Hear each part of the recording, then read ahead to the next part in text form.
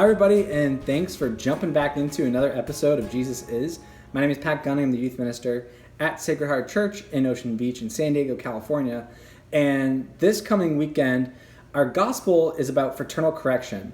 And it's about how the early Christians kind of developed this process of how they dealt with members in their community who had erred, as they used to say, who had done something, made a mistake, maybe had said something that was against Scripture, whatever it might be.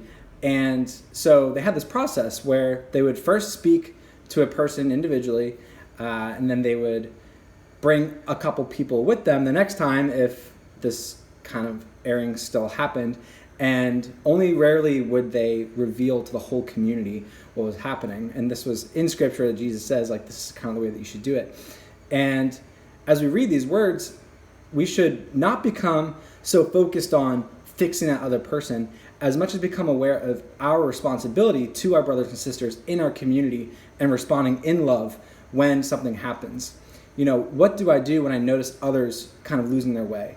Do I kind of just shrug my shoulders and say, like, they're too far gone, or, you know, it's kind of too much. I don't want to involve myself. I don't want to, you know, give myself a bad image or anything like that.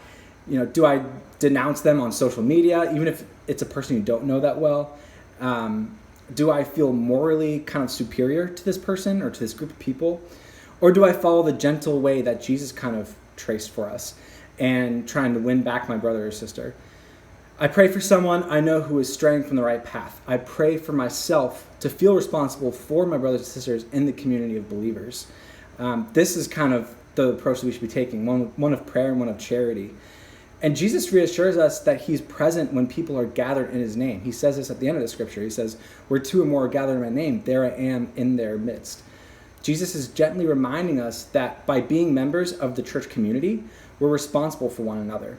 And one of our tasks of love may be that of correcting our brother or sister. And this is never an easy task, especially in kind of these relativistic times.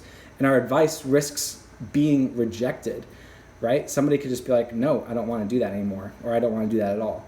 Fraternal correction should always be inspired by real and genuine charity. It's one of the spiritual works of mercy. And so we should pray to be given this love and the wisdom to find the right way to carry out this task of love. Because Jesus shares his own spirit with us. The connection between the community of believers and Jesus is really close. What we bind on earth is bound in heaven, and what we loose on earth is bound in heaven. And that's a really big deal. So we should take this responsibility really seriously.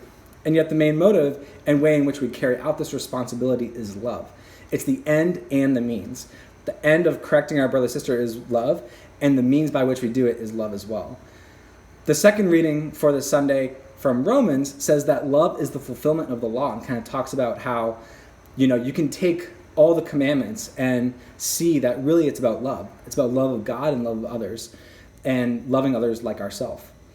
And so I think one of the best ways to reflect on, am I doing this thing out of love, is to look at St. Paul's letter to the Corinthians. And it's a scripture that is very sort of maybe cliche, or it's overused, but I don't think it's used enough, honestly. Because we usually see it in weddings. You know, it's this classic scripture reading, love is patient, love is kind, and it sounds very nice. And it is beautiful, but I like to think of it as kind of a love equation. And sort of, can be sort of this examination of conscience to see, like, is this thing that I'm planning on doing, or the way that I'm doing this thing, or is my approach here in the right mindset? And so I want to read this real quick, and I want us to maybe think and pray about what is a situation that I'm going through right now that's hard, or what's a situation that I might need to immerse myself into a little bit, and I want to do it the right way, and I want to approach it like a Christian. Does this apply? Am I thinking of it in the right way? So let me read this to you guys. It says, love is patient, love is kind. It does not envy. It does not boast. It is not proud. It does not dishonor others. It is not self-seeking. It is not easily angered. It keeps no record of wrongs. Love does not delight in evil, but rejoices with the truth. It always protects, always trusts, always hopes, always perseveres. Love never fails. So this is the love equation. You can insert into anything. You can just use your own name, like Pat is patient, Pat is kind, Pat does not envy, Pat does not boast, Pat is not proud.